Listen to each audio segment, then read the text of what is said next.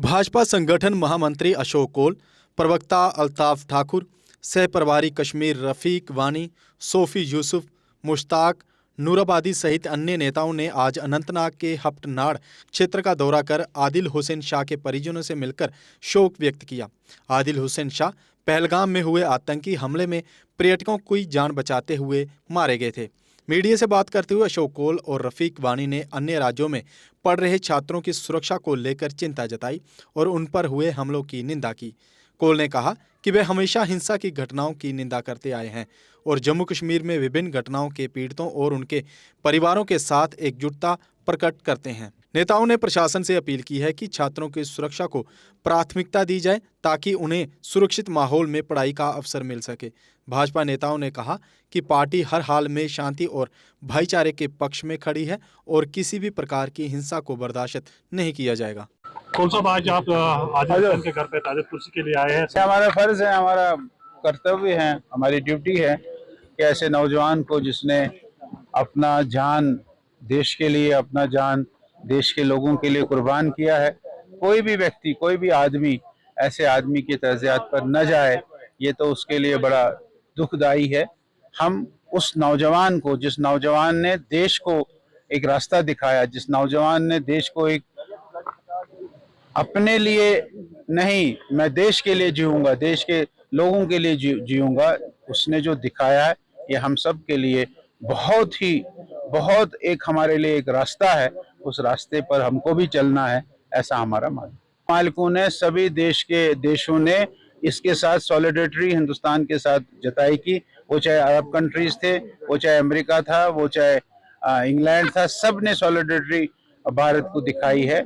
हमारे देश में कुछ जगह इस प्रकार की अगर घटना हुई है, हम भारतीय जनता पार्टी की ओर से हमने सारे देश भर में संदेश भेजा है कि कश्मीर के बच्चों का इसके साथ कोई लेना देना नहीं है।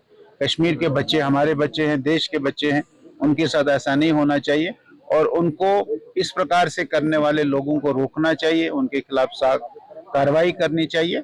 और स्टेट गवर्नमेंट ने भी उस प्रकार के तकरीब मुझे लगता है अंजाम दिए हैं और सभी स्टेट गवर्नमेंटों को ये सरकार की ओर से मैसेज गया है, केंद्र सरकार की ओर से मैसेज गया और हमने इंडिविजुअली महाराष्ट्र में, हरियाणा में, हमने भी गुजरात में, राजस्थान में, हमने भी इंडिविजुअली वहाँ अपने समकक्ष लोगों से बात की है और उनको बताया है कि भाई ये चीजें नहीं होनी चाहिए, ये गलत है, ये सरासर गलत है, हम इसको कंडेम करेंगे। देखिए, हमारी जितनी भी लीडरशिप है भारतीय जनता पार्टी की, सब यहाँ पे पहुंचे हैं क्योंकि ये वो लड़का है जिसने जम्मू कश्मीर का नाम रोशन किया है। मरना तो हर किसी को है, लेकिन इसने जो बहादुरी का कारनामा किया है, इसने मतलब उन मेहमानों को बचाने के लिए अपना जान दे दिया है।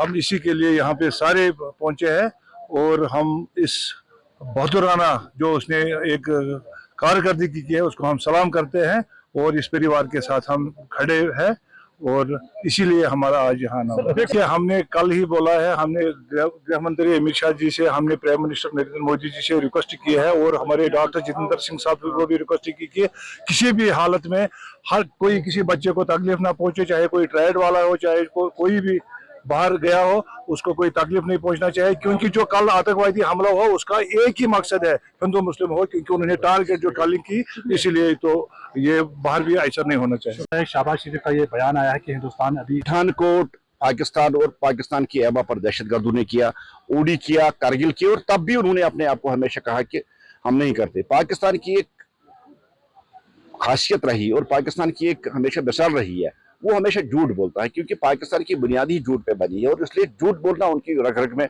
वाक़िफ़ है।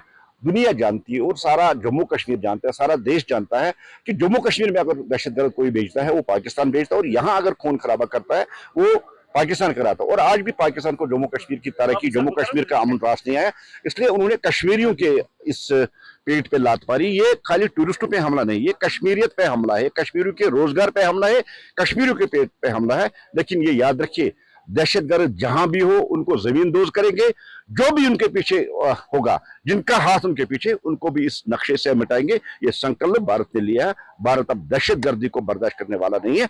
दहशतगर्द और दहशतगर्दों को सपोर्ट करने वालों को जहन्नम तक पहुंचाएंगे। ये आप आगे आगे देखिए किस तरह से दहशतगर्दी का जो खात्मा है वो जम्मू कश्मीर से किया जाएगा। देखिए, पहली बार आज 36 साल में हम देखते हैं कि जिस तरह से कश्मीर ने एक जबान होकर, और खासकर सबसे बड़ी जो कुर्बानी शहीद आदिल ने दी, जिन्होंने कश्मीरियत की लाज रखी, कश्मीर की लाज रखी, सूफीज्म की लाज रखी, और एक कदम चलकर आप देख रहे हैं कि पूरे कश्मीर ने दहशतगर्दी और पाकिस्तान के खिलाफ आवाज उठा दी कि हमें दहशतगर्दी नहीं चाहिए, हम दहशतगर्दी के साथ नहीं है। और जिस तरह से पहले हड़ताल, उसके बाद कल जो प्रोटेस्ट मस्जिदों से निकले हैं, काली झंडे लाल चौक में दुकानदारों ने लगाई, ये एक मैसेज पाकिस्तान के लिए, एक मैसेज दहशतगर्दियों के लिए। और दहशतगर्दी नहीं, अब जम्मू कश्मीर दहशतगर्दी को बर्दाश्त करने वाला नहीं है।